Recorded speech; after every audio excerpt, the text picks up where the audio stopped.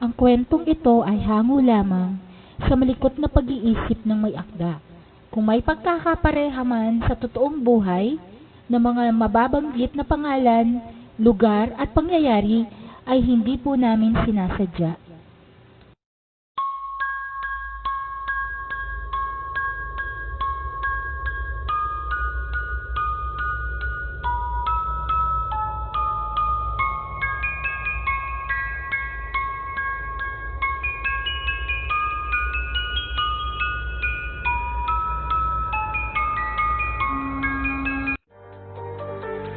Magwawala muna ako.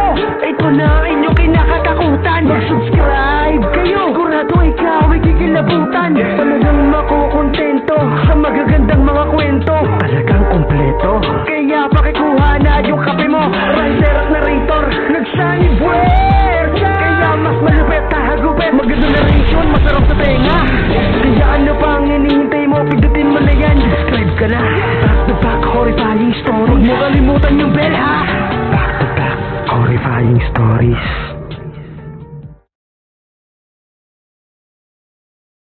Lintik na yan. Lagi na lang nagkakagulo dito sa lugar natin. Dahil sa road widening na yan. Araw-araw na lang ang sistema ng buhay natin, puro away, gulo, maritisan. Hay nako! Nakakasawa ng tumambay sa labas. Kabwisit. Di katulad dati. Maayos-ayos pa dahil kahit paano, tahimik ang mga tao. Pero ngayon, Diyos ko, mula nang ginawa ang kalsada, wala nang nagkakasundong mga kapitbahay. Puro na lang inggitan. Dahil sa kesyo, mayroong hindi nabawasan ng lupa at bahay, kahit mahagip naman ng road widening. Sus, mayroon naman ang reklamo ay sobrang pagkakabawas. Hay nako, mayroong nagsasabi na yung iba, malakas kaya di ginalawang lupa at bahay nila. Pagka gulo-gulo na dine, Diyos ko po. Ewan ko ba, Nay? Di pa kasi tapusin kung tatapusin ang ginagawa nilang project nang matigil na rin ang bunganga ng mga kapitbahay natin. Mula kasi noong naggawa ng kalsada dito sa atin, para na tayong nakatira sa palengke. Lalo na yung kapitbahay nating pinag-uugatan lagi ng chismis. Hindi pa magsipagmaga ang mga bunganga ng pamilyang yun. Tingnan mo si Marinela. Sinlaki na ng mukha niya ang bunganga niya. Nakakaharap pa kaya ng salamin ng babaeng yun? Hoy Rara, ayusin mong tabas ng dila mo ha. Abay, ang sinasabi ko lang ang problema ng lugar natin at ang dulot nito sa mga tao. Ikaw naman, kasiraan at kapintasan na ng ibang taong sinasabi mo. Totoo naman po, Nay. Ang dami ng galit kaya sa kanila.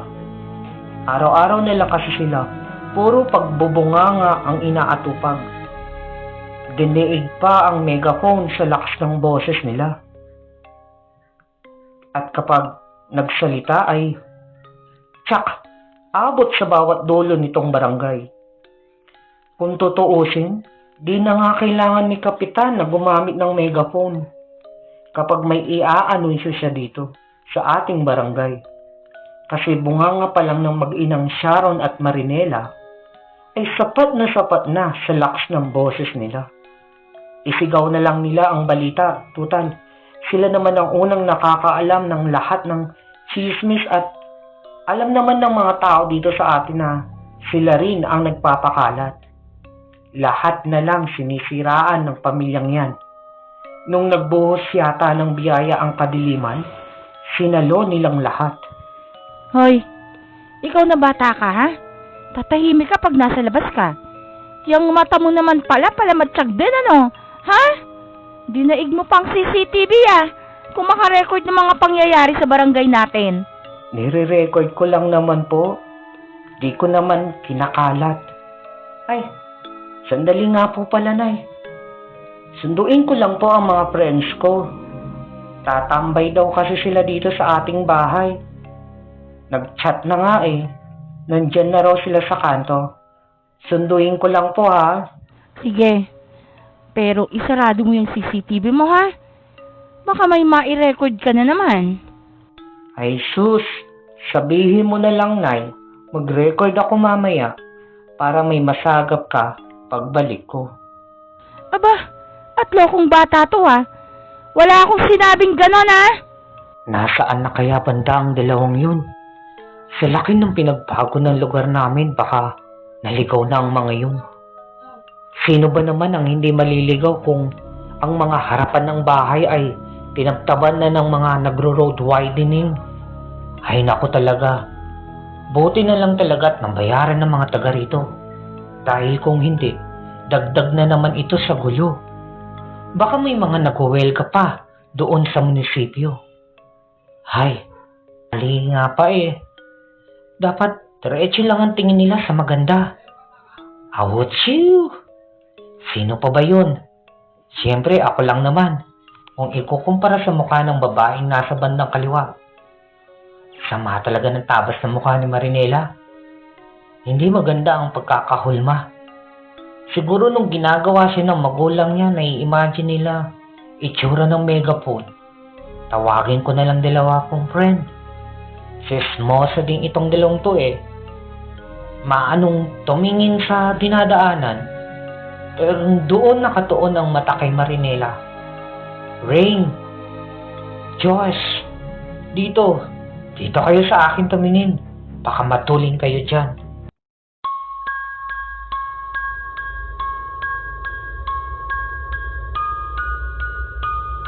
Uy, Besh, tama nga ang sinabi mo. Gara ng lugar nyo ngayon. Kulang na lang itaboy kayo. Sirang-sira mga bahay. Pero pansin ko yung iba hindi tinamaan ng road widening kasi hindi nasira. Anong hindi? Iyan nga ang isa sa pinag-aawayan dito sa amin. Kasi usap-usapan na malalakas ang kapit sa kusina. Nako, kapag road widening, walang malakas dyan. Ano yan? Nakausli ang bahay nila? Bida-bida. Magiging cause ng accident yan. Ang ingay naman ng babaeng yun. Kapit-tayo nyo talaga. Sakit sa ears ng boses. Parang kinalembang na kampanong matinis. Yan yung kinukwento ko sa inyo na kapitbahay namin. Megaphone. Oh, hindi na dapat magtaka. Itsura pa lang naman. Ano ang binubunganga niya? Hoy, Danilo! Tigilan mo nga yung ginagawa mo! Huwag mo ang tulungan niyang tiyahin mo ang ambag sa buhay natin. Ay, ikismis lang tayo sa ibang tao. Eh ate, wala kasi silang nadaanan. Paano sila lalabas ng bahay? Ang laki ng hukay sa harapan nila, oh. Iyon na nga! Ang laki-laki ng hukay na yan. Tapos tutulong ka dyan? Ano yan? Ikaw ang pagtatambakin nila? Buti sana kung mababait sila sa atin. Eh hindi naman. Makapagkalat ng maling chismis. Akala mo, alam na alam ang mga nangyayari. Pabayaan mo sila, ah. Huwag na huwag kang tutulong dyan, Danilo. Sinasabi ko sa'yo, kung ayaw mong ibaon kita dyan sa hukay na yan, pumasok ka sa bahay. Maglinis ka doon. Ang dami-daming alikabok. Nakakairita talaga ang babaeng yan. Buti sana kung mabunga nga lang eh. Kaso nalaman ko, nananakit din pala yan. Pati ang tita ko, hindi na pinalagpas. Napadaan lang sa tindahan, dinunggol niya at hindi talaga nagsorry. May araw din ang babaeng yan. May parating. Kamag-anak mo ba yan, Rara? Ay oo, tita Letlet ko. Tita, mga friends ko po si Josh, saka si Rain. Hello sa inyo. Uy, Rara, sino bang inaaway niyang si Marinela? Yung boses na naman niya abot doon sa bahay namin na. Naku, di ka na po nasanay. Paano kasi ang iniinuman niya ng vitamins ay iyong dila niya. Naku si Manang, oh. Patingin-tingin doon. Baka mamaya pagdiskitahan siya niyan. Manang! Wag na ho kayong lumingon doon kasi baka sa inyo may baling ang galit ng babaeng yon. Pinapansin nyo ang megaphone na kapitbahay ni Rara? Tingnan nyo, tumingin tuloy sa atin. Hoy, kayo dyan! Anong tinitingin-tingin nyo dyan? Nag-uumpukan pa talaga kayo? Pinagchichismisan nyo rin kami? Ang kakapal ng mukha nyo, ah! Harap-harapan? Wala talaga kayong inatupag, kundi ang pag-usapan ng buhay ng iba. Ay, ang itsura nyo, mukhang puwet ng manok. Nagdala ka pa talaga ng mga kaibigan, Rara? Para ano? Para ikuwento ang buhay namin sa kanila? Bakit? Inggit na kayo sa amin? Ay, nako. Ikakamatay niyo yung inggit na yan? Sige lang. Magtulong-tulong pa kayong magkakamag-anak sa pagchismis sa amin. Isama mo na yung tiyahin mong laging lugi ang muka. Walang ginawa kundi ang magbingo. Di naman yumayaman. Sa bagay, sino ba naman ang yumayaman sa sugal? Sira ulong bata to ah. Tita, huwag inong patulan yan. Kulang ng isang ugat ang utak niyan eh. Umuwi na ho tayo. Hindi pa rin talaga tumitigil kakadaldal. Hindi ba napapagod ang bunganga niyan? Isa siyang malaking bunganga na tinubuan ng tao.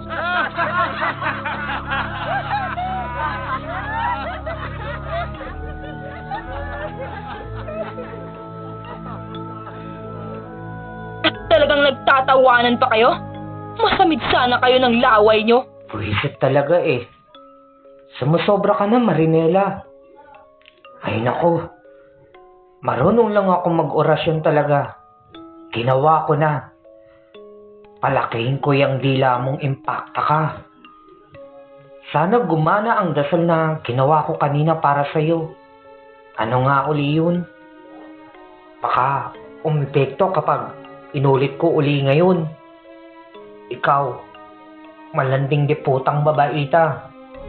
Dahil sa iyong kapangasan, sa pagdamay sa aming pamilya, bibigyan kita ng sakit sa tiyan.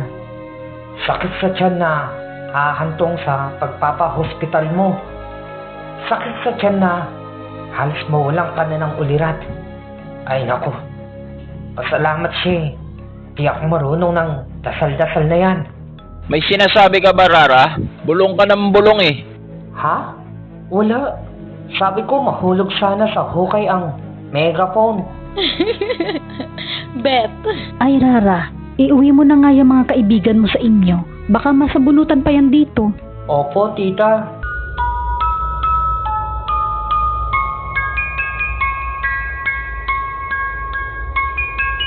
Saan na nga ba ang inyo? Di na makuhaan. Pare-pareho mga kapitbahay dito. Puro tapyas ang unahan. Ay, eto na pala ang bahay namin. Pasok muna kayo. Pasensya na sa bahay namin ha. At medyo magulo pa. Mula kasi nung nag-road widening dito, ay nabagyo rin ang bahay namin. Ay, sandali ha. Sige, dyan muna kayo sa loob. Kausapin ko lang ang pinsang kong si Dorothy. Tumatawag eh. Hello? Dorothy? Napatawag ka? Minsan, tumawag sa akin si Mama. Nagingin na naman daw ang megaphone dyan. Naku, nakikwento na sa akin ni Mama ang lahat. Walang labis, walang kulang. Ano ba namang lugar natin yan? Tahimik naman dyan dati. Natin na lang pamilya ni Sharon ay naging ganyan na katoxic. Sinabi mo pa. Balak ko na ngang kulamin eh. Pasalamat sila. Walang powers ang dasal-dasal ko. Ikaw na nga ang kumulam insan. Di ba? Marunong ka ng ganyan? Loko? Kaya pala ako napatawag kasi patingnan-tingnan na nga lang si Mama. Baka mamaya siya naman ang pagbisitahan ni Marinela. Alam mo naman si Mama, susugod din yan ang hindi nag-iisip. Oo, kami nang bahala sa kanya. Huwag mo nang estresin ang sarili mo dyan sa abroad. Imbis na gumanda ka eh, baka pumangit kang lalo. At tawanan ka pa ni Marinela pag uwi mo. Subukan niya. Isang pulong ko lang sa kanya, mauubos ang lahi niya. Sana nga maubos na ang lahi nila. Para wala nang sakit ng ulo ang mga taga rito. Sige na, bye-bye na. May bisita ako. Ah, ganun ba? Sige, Insan. Salamat ah. Oo, wala yun. Ingat ka dyan palagi ah. Sige.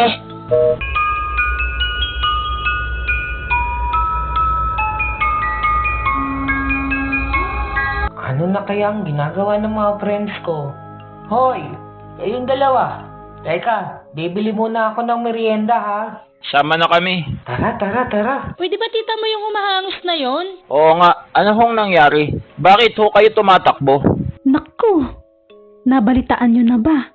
Itong sa Maranela, nahimatay. Itinakbo sa ospital. Bigla na lang daw dinugo. Alin ang dinugo? Tita Letlet? Tila ba? Ano ka ba? Sira kang bata ka. Dinugo talaga siya. Kitang-kita ko. Namumula ang damit. Bakit siya duduguin? Buntis ba yon? Baka nakunan. Wala naman kayang jowa yun. Ay naku, karma na niya yun. Sige na po tita, umuwi ka na ng bahay. Nakikichismis ka doon. Hilagot ka talaga kay Dorothy. Hoy, hindi chismis ito ah. Tunay itong nangyari. Kitang-kita ng dalawa kong mata. Oo na ho. Doon na kayo. Kami ay bibili lang ng merienda. Hoy! Nakalutang na yata ang kaibigan natin. Rain!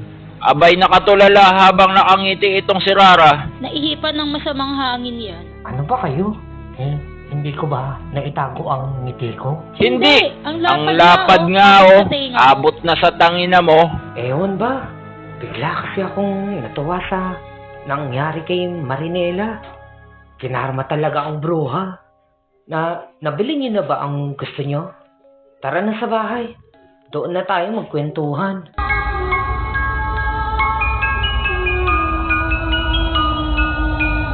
Rara, anak, nasaan na ang mga bisita mo? Umuwi na po, Nay. Gabi na po eh. Hinatid ko na po sa may sakayan kanina. Nako, bakit pinauwi mo na sila?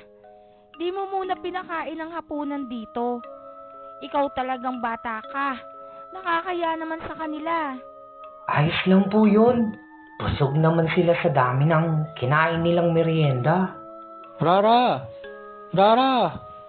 Aling Delia! Oh, Oman, bakit ka humahangos? Yung nangyari po kasi kay Marinela. Naku, Oman, huli ka na sa balita. Alam na namin yon. Pero ayaw na namin pag-usapan yon. Labas na tayo dyan. Tumahimik na lang tayo sa issue, okay? Tutulad pa ba tayo sa kanila? Sus, hindi tayo ganun, ano? Hindi po yun. Itatanong ko lang po. Si Rara ba ang may gawa nun? Ano? Abahoy, Oman! Ano naman ang kinalaman ng anak ko doon? Kung buntis yang si Marinela, walang kinalaman ng anak ko dyan, Diyos ko! Aba, papatol ka ba, Rara, sa babaeng megaphone na yon? Nay? Hindi naman po buntis ang ibig kong sabihin. Si Rara. Isinumpa ba niya si Marinela? Ano bang pinagsasabi mo, Oman? Malay ko sa sumpang-sumpang yan. Nakita kita. Ilang araw ka nang kakaiba ang kilos. Tuwing dumadaan ka sa tapat ng bahay ni na Marinela, nag-uusal ka ng dasal. Hoy, huwag mo pinagbibintangan ng anak ko, ha? Hindi kami lahi ng mga mangkukulam. Nakita ko po kasi si Rara. Palaging may matandang babaeng nasa likuran niya. Kapag umuusal siya ng dasal, umuusal din ng dasal yung matandang babae. Tumigil ka nga. Wala akong alam dyan. Nakakakilabot ka. Sandali. Dumarating si Tamara. Nakita rin niya eh. Tanungin natin. Tamara, halika. Saglit lang. Bakit, Oman? Di ba? Pareho natin nakita si Rara na kapag naglalakad na gabi, na doon sa tapat ng bahay ni na Marinela ay nag-uusal siya ng dasal. Sinabi ko naman sa'yo, Oman, na huwag mo na sabihin yan kahit kanino. Sa kanila mo pa talaga sinabi, issue ka rin eh. Oh, diba? Issue talaga yung si Oman. Umuwi na nga kayo. Kayong mga bata kayo talaga, oo. Kung ano-anong pinagsasabi ninyo, gagaya pa kayo kay Marinela na nagpapakalat ng maling kwento dito sa atin. Tingnan nyo nga kung anong nangyari sa kanya. Kinarma, di ba? Gusto ba ninyo na mangyari rin sa inyo yon? Hindi naman ho kami nagsisinungaling, Aling Delia. Totoo naman po kasi yun. Pero inisip na lang namin na baka nga nagkatotoo ang dasal na inusal ni Rara. Kasi talaga nakita po namin na may matandang babaeng nakasunod lagi sa kanya. Tapos yung matandang yun din yung nakita namin ni Oman na palagi nasa garahe nila Marinela. Kaya nga po, Kasi natatandaan niyo po, yung nabubunga nga ang nanay at tatay ni Marinela kasi may naghagis daw ng dugo sa garahe nila. May buo-buo pa nga raw. Nagtataka sila kung kanino o saan ang galing ang dugo na yun. Wala naman daw nasugatan sa kanila. Wala naman silang aso at pusa para panggalingan ng dugo. Kaya naisip namin na baka nga dahil sa dasal na inusal ni Rara, baka nagkatotoo na yun. Kinikilabutan ako sa sinasabi ninyo, kayong mga bata talaga. Alam kong may mga third eye kayo, pero huwag nyo nang sisiraan ang anak ko, please. Rara, totoo ba ang sinasabi ng mga to? Po? Ano po kasi? Wala naman tayong lahing mangkukulam, no? Para ang sinasabi ko lang naman na dasal ay, ikaw malanding diputang babaita dahil sa iyong kapangasan sa pagdamay sa aming pamilya, bibigyan kita ng sakit sa tiyan. Sakit sa tiyan na hahantong sa pagpapahospital mo. Sakit sa tiyan na halos mawalan ka na ng ulirat. Ay nako, pasalamat siya. Di ako marunong ng dasal-dasal na yan. Ganyan lang. Ano na naman ang mangyayari doon? May issue kayong dalawa. Kahit na ganun ang sinabi mo, Rara, dasal pa rin yun. Sus Mariosep naman, anak. Mabuti talaga at wala kang power sa ganyan. Huwag mo nang uulitin yan, ha? Baka po si Dorothy, Nay. Nasabi kasi niya na kukulamin niya ang pamilya ni Marinela. Baka siya ang gumawa kasi marunong siyang mangulam eh. Ano? Tawagan mo nga yung pinsang mong yan, Rara. Saka tawagan mo na rin si Tita Letlet mo nang makausap ko. Diyos ko, kayong mga bata talaga. Sumisyon. Sandali po, tignan niyo ang garahe ni na Marinela. Nandoon na naman yung matandang babae. Oo nga, nandiyan na naman siya. Saan? Sandali. Bakit nakikita ko? So, tao siya? Hindi, multo na yan. Bakit nakikita ko? Baka talagang nagpapakita sa'yo. Kasi laging nakasunod sa'yo yan eh. Teka, yung sinasabi niya, nadidinig ko. Yun yung dinasal ko eh. Bakit niya dinadasal? Bakit niya ginagawa yun? Delikado to. Hindi to dapat nangyayari. Bakit, Nay? Ano bang meron? Bakit ba? Ibig sabihin, tama nga ang sinabi ng lola mo. May balat ka daw sa dila. Delikado ang balat na yun. Kasi kahit hindi ka marunong magbigay ng sumpa, may aahon na mayapang mangkukulam. At siya ang tutupad ng dasal mo. Nay, huwag ka nga pong magbiro ng ganyan. Anak, hindi ako nagbibiro. Paano natin ito pipigilan? Wala na. Hindi naman hawak ni Rara ang isip ng multo. Kung mangkukulam siya, wala na makakapigil sa kanya.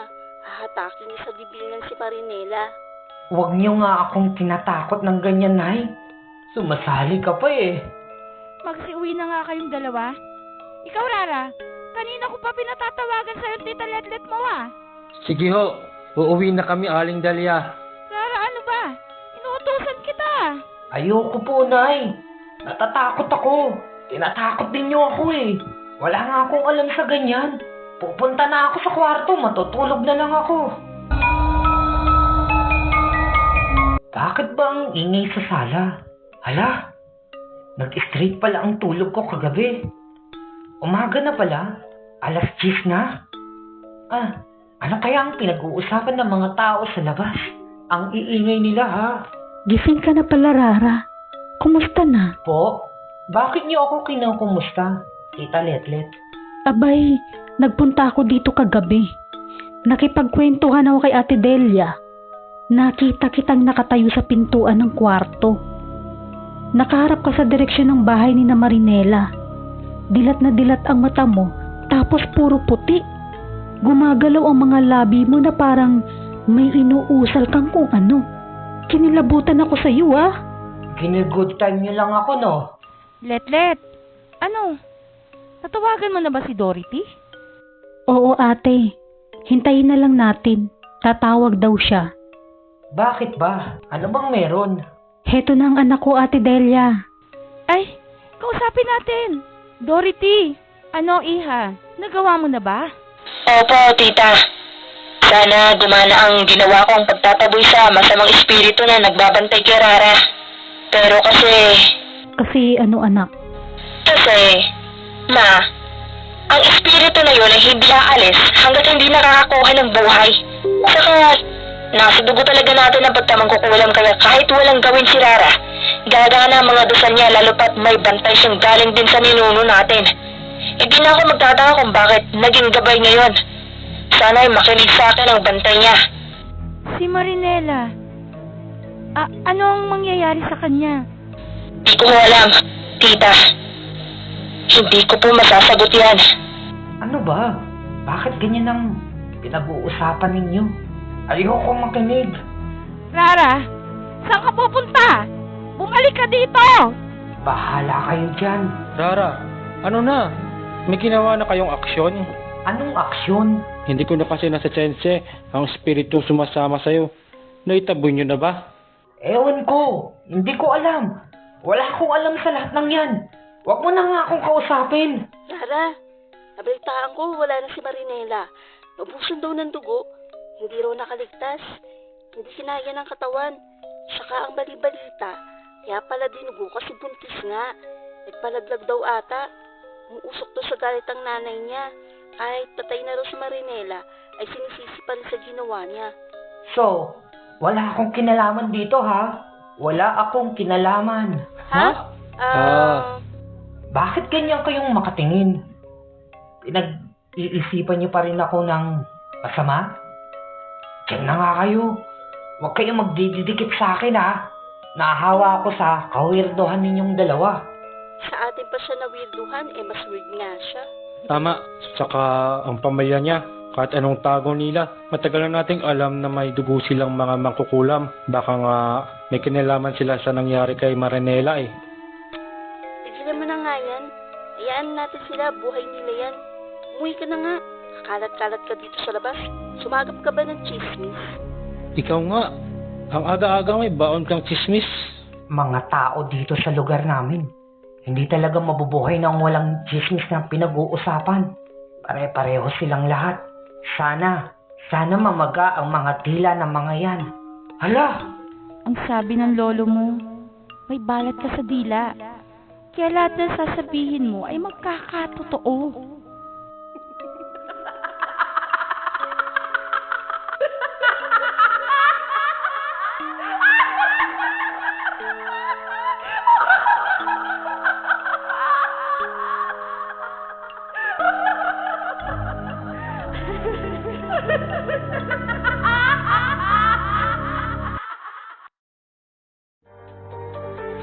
Magwawala mo na ako. Ito na ang inyong kinakatakutan. Mag-subscribe kayo. Sigurado ikaw ay kikilabutan. Talagang makukontento sa magagandang mga kwento. Talagang kompleto. Kaya pakikuha na yung kape mo. Writer at narrator nagsanibwersa. Kaya mas malupit kahagupit. Maganda narration, masarap sa tenga. Kaya ano pang hinihintay mo? Pindutin mo na yan. Subscribe ka na. Back to back horrifying stories. Huwag mo kalimutan yung bell, ha? Back to back horrifying stories.